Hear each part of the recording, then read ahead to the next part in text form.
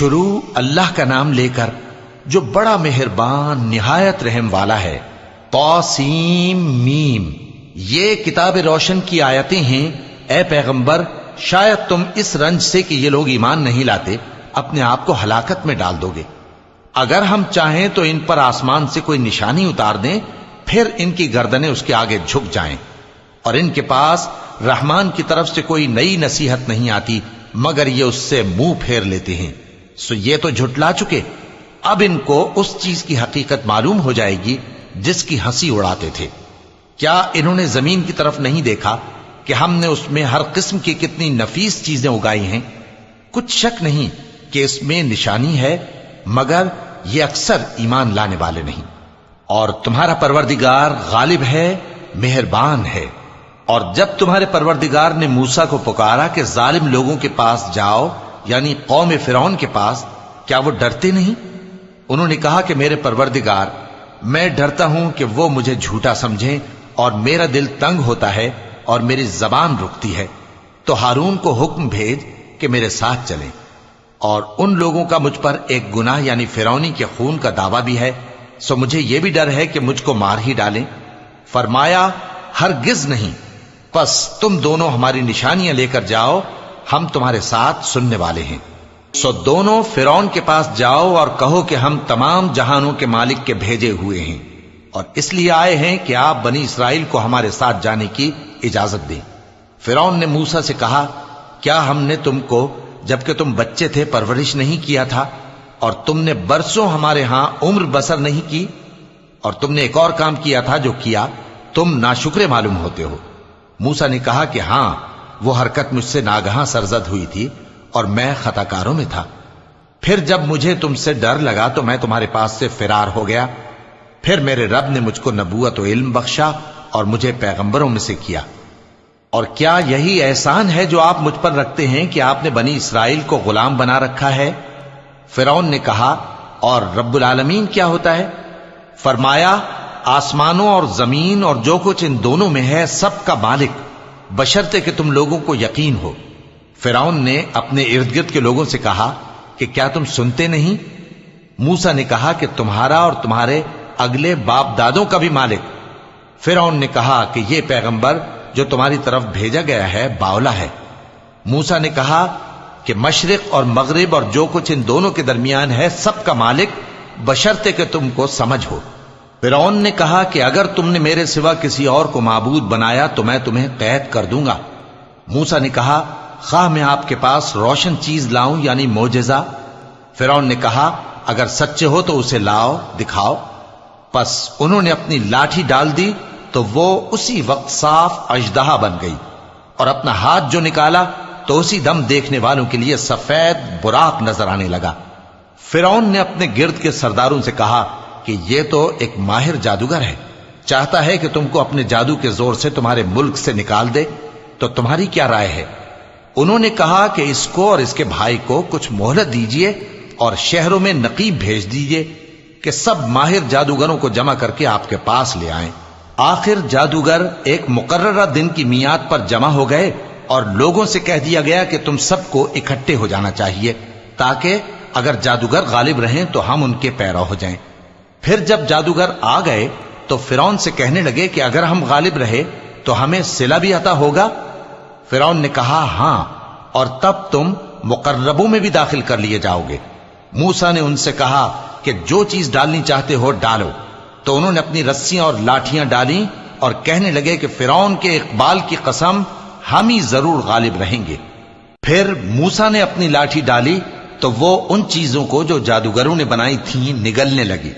تب جادوگر سجدے میں گر پڑے اور کہنے لگے کہ ہم تمام جہانوں کے مالک پر ایمان لائے، جو موسیٰ اور ہارون کا رب ہے۔ فرعون نے کہا، کیا اس سے پہلے کہ میں تم کو اجازت دوں تم اس پر ایمان لے آئے؟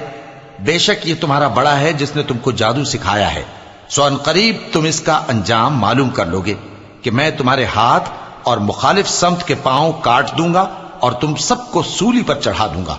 انہوں نے کہا کہ کچھ نقصان کی بات نہیں، ہم اپنے پروردگار کی طرف لوٹ جانے والے ہیں، ہمیں امید ہے کہ ہمارا پروردگار ہمارے گناہ بخش دے گا، اس لیے کہ ہم اول ایمان لانے والوں میں ہو گئے۔ اور ہم نے موسیٰ کی طرف وحی بھیجی کہ ہمارے بندوں کو راتوں رات لے نکلو، البتہ فرعونیوں کی طرف سے تمہارا تعاقب کیا جائے گا۔ تو فرعون نے شہروں میں نقیب روانہ کیے اور کہا کہ یہ تھوڑے سے لوگوں کی جماعت ہے اور یہ ہم سے غصہ کھا رہے ہیں اور ہم سب ان سے خطرہ رکھتے ہیں۔ آخر ہم نے ان کو باغوں اور چشموں سے نکال دیا اور خزانوں اور نفیس مکانات سے۔ ان کے ساتھ ہم نے اسی طرح کیا اور ان چیزوں کا وارث بنی اسرائیل کو بنا دیا۔ تو انہوں نے سورج نکلتے وقت ان کا تعاقب کیا۔ پھر جب دونوں جماعتیں آمنے سامنے ہوئیں تو موسیٰ کے ساتھی کہنے لگے کہ ہم تو پکڑ لیے گئے۔ موسیٰ نے کہا ہرگز نہیں، میرا پروردگار میرے ساتھ ہے، وہ مجھے رستہ بتائے گا۔ اس وقت ہم نے موسیٰ کی طرف وحی بھیجی کہ اپنی لاٹھی سمندر پر مارو، تو سمندر پھٹ گیا، سو ہر ایک ٹکڑا یوں ہو گیا کہ گویا بڑا پہاڑ ہے، اور دوسروں یعنی فرعونیوں کو وہاں ہم نے قریب کر دیا، اور موسیٰ اور ان کے ساتھ والوں کو تو ہم نے بچا لیا، پھر دوسروں کو ہم نے ڈبو دیا۔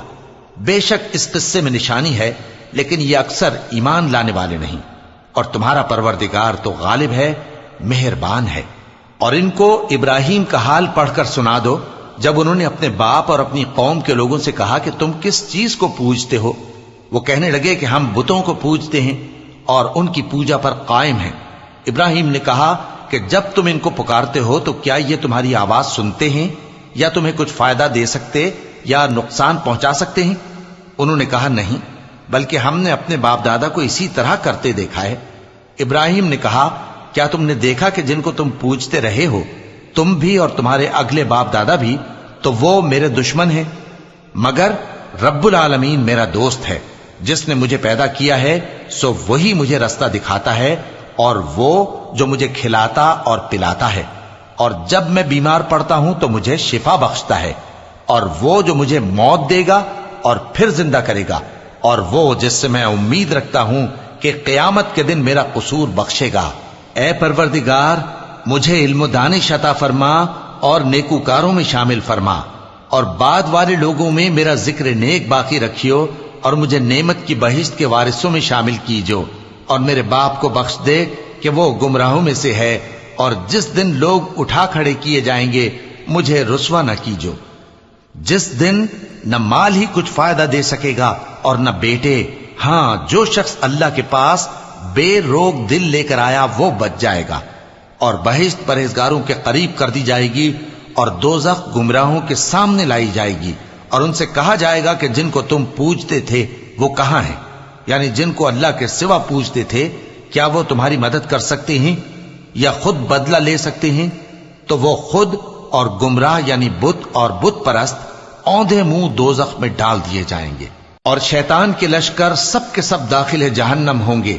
وہاں وہ آپس میں جھگڑیں گے اور کہیں گے کہ اللہ کی قسم، ہم تو کھلی گمراہی میں تھے جبکہ ہم تمہیں رب العالمین کے برابر ٹھہراتے تھے، اور ہم کو ان گناہگاروں ہی نے گمراہ کیا تھا، تو آج نہ کوئی ہمارے لیے سفارش کرنے والا ہے اور نہ کوئی گرم جوش دوست۔ تو کاش ہمیں دنیا میں دوبارہ جانا ہو تو ہم مومنوں میں ہو جائیں، بے شک اس میں نشانی ہے اور ان میں اکثر ایمان لانے والے نہیں، اور تمہارا پروردگار تو غالب ہے، مہربان ہے۔ قوم نوح نے بھی پیغمبروں کو جھٹلایا جب ان سے ان کے بھائی نوح نے کہا کہ تم ڈرتے کیوں نہیں؟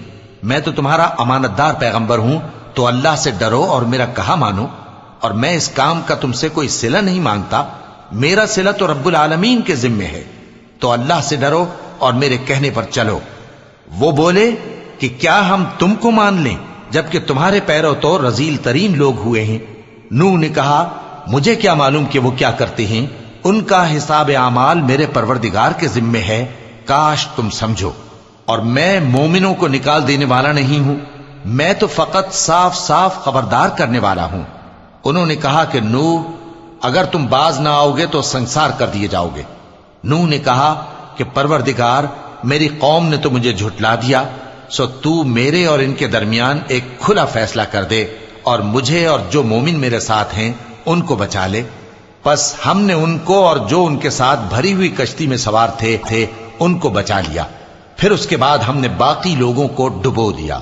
بے شک اس میں نشانی ہے اور ان میں اکثر ایمان لانے والے نہیں تھے، اور تمہارا پروردگار تو غالب ہے، مہربان ہے۔